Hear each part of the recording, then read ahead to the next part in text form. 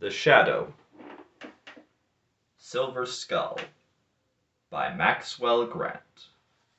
Chapter 1 Doom's Token. There was something in the night air that Mildred Wilbon did not like. Perhaps it was the fog, a muggy mist not unusual during this mild season, but Mildred had driven through such fogs before, when she went to her uncle's home on Long Island.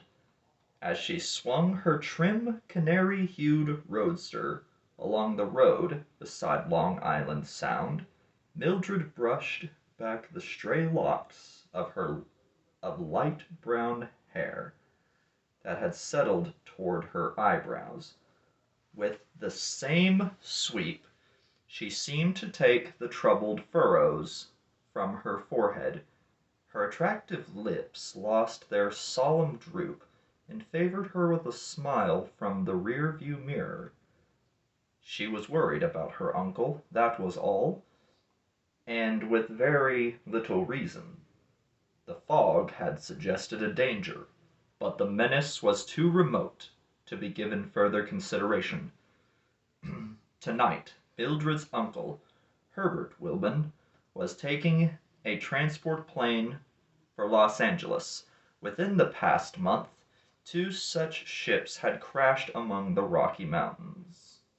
Therefore, Mildred had logically been worried when her uncle had mentioned that he was going west by air. Logic of a different sort had ended the girl's qualms. Herbert Wilbon had argued that the planes were flying higher, taking more precautions, because of the recent disasters. That had satisfied Mildred, until this fog had come along. With it, her sense of an existing menace had returned.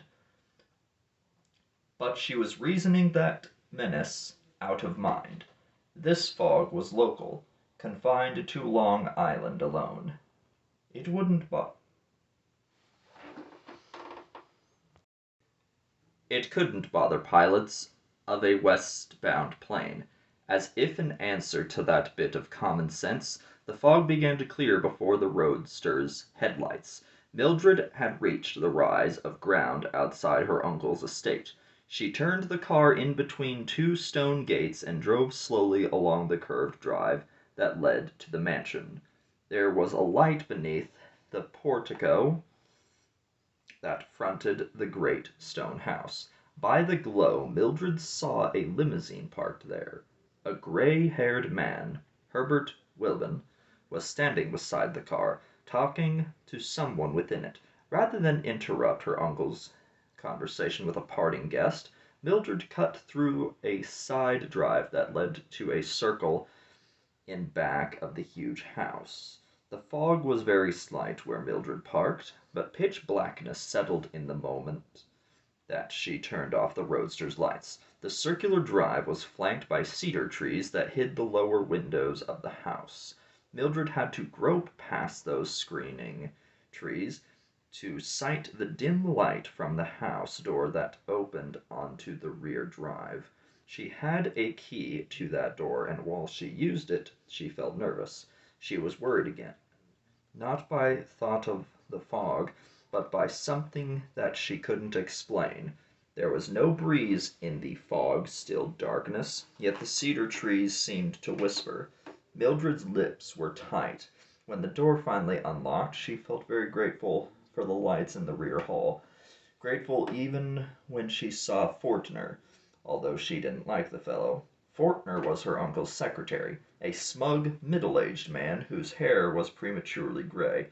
Perhaps Herbert Wilbon found Fortner indispensable as a secretary, but that, in Mildred's opinion, didn't make up for the man's sneakiness.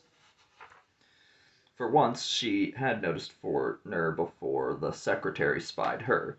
He was on his way to Wilbon's study, and it was almost laughable, the sudden jump that Fortner gave when he heard Mildred speak. A moment later he was stammering, something that Mildred had never known him to do before. "Why, you started me, Miss Wilbon," the secretary wheezed. "I thought—well, you said good-bye to your uncle a while ago, but "But I'm back again," interposed Mildred with a smile. "I happened to forget my suitcase. It's upstairs in my room. Would you get it for me, Fortner?" The secretary hesitated. He looked toward the study room as though duty called him there. "It's very heavy," added Mildred, "and besides, I left some books in the library. If you bring the suitcase while I'm getting the books, it will save me a lot of time." Fortner nodded. He glanced toward the front of the house, noting no signs of Herbert Wilbon's immediate return. Fortner decided to get the suitcase, but he spoke a reminder before he started upstairs. "Mr. Wilbon had some important letters to dictate," said Fortner. "He can't afford much time, or he will miss his plane. It's a long trip to the airport." "I've already said goodbye to Uncle Herbert," smiled Mildred. "You won't even have to tell him that I came back." Quite relieved, Fortner headed for the stairway while Mildred went to the library. She was picking out the books when she heard the smooth purr of the departing limousine out front. She glimpsed her uncle when he came in from the portico, but she did not call to him as he went past the library door. Herbert Wilbon was smiling as he strolled into the study. He was remembering some quip that he had exchanged with the visitor who had just left. They had chatted previously in the study, for on Wilbon's desk was an ashtray containing cigar stumps and tall glasses empty except for remaining fragments of ice. Sitting down at his desk, Wilbon stiffened suddenly with a slight instinctive recoil. His eyes had encountered a strange object that glimmered dully from the desk, a thing that seemed alive, although it symbolized death. The object was a silver skull, remarkably like an actual death's head, though it was small enough to have rested within the palm of Wilbon's hand. Ostensibly, the skull was nothing more than a paperweight, for it rested on some papers that were on the desk. Nevertheless, Wilbon reached for the skull as though he feared it would burn his fingers. Laying it gingerly aside, he began to paw through the papers beneath. A chill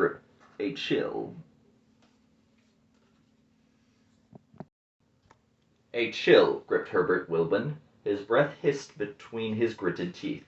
There should have been an envelope among that bundle, one containing a paper more important than any in the stack. The envelope was gone, its contents with it.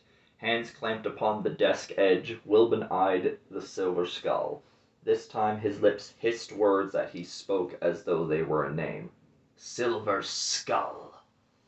The title fitted a certain person for a reason that Herbert Wilbon knew. A man who should be trustworthy, yet who, by this token on the desk, was otherwise.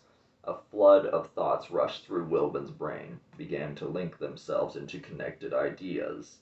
So intent was Wilbon upon his theories that he did not hear the sound of a motor in the rear drive. It was Mildred, departing in her roadster, but Wilbon knew nothing of his niece's brief return.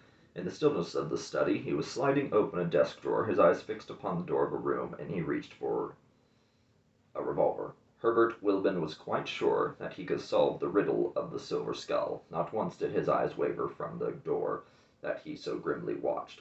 Soon the door opened. Into the room stepped Fortner. The smoke secretary closed the door behind him and turned toward the desk. The look that he gave was as startled as the one that Mildred had previously witnessed. Herbert Wilbon spoke in a tone as level as the steady aim of his revolver.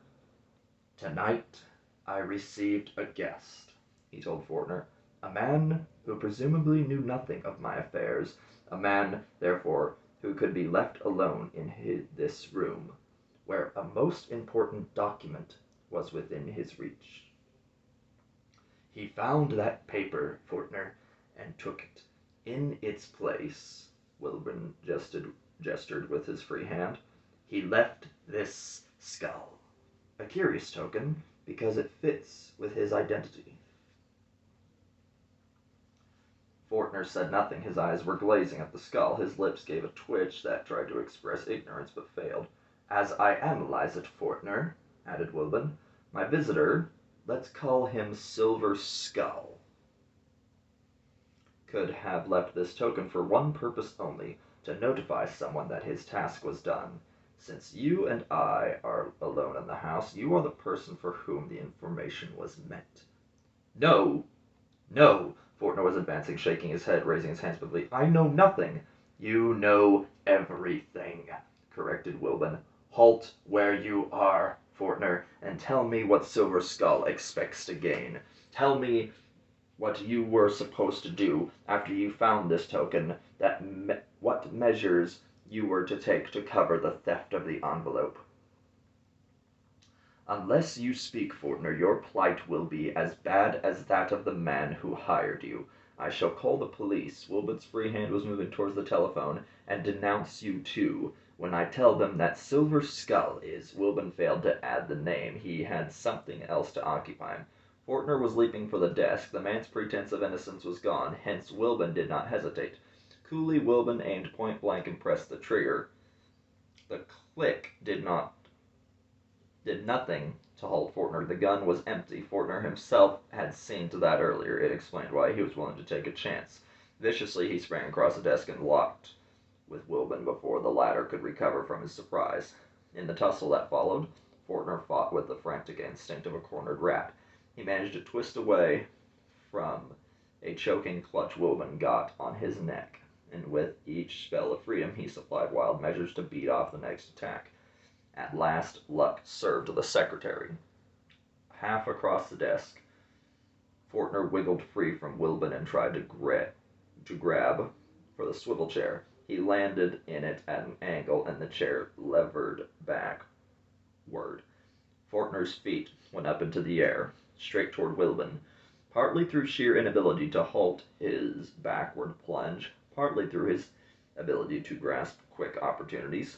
Fortner let his left foot fly high in a sideward kick that took Wilbon underneath the chin. The stroke had more power than Fortner could possibly have put into a punch. Its chance accuracy gave it a knockout force. When Fortner crawled from the chair, he saw Herbert Wilbon lay stunned beside him. Panting, the secretary went to a window, raised the shade, then the sash.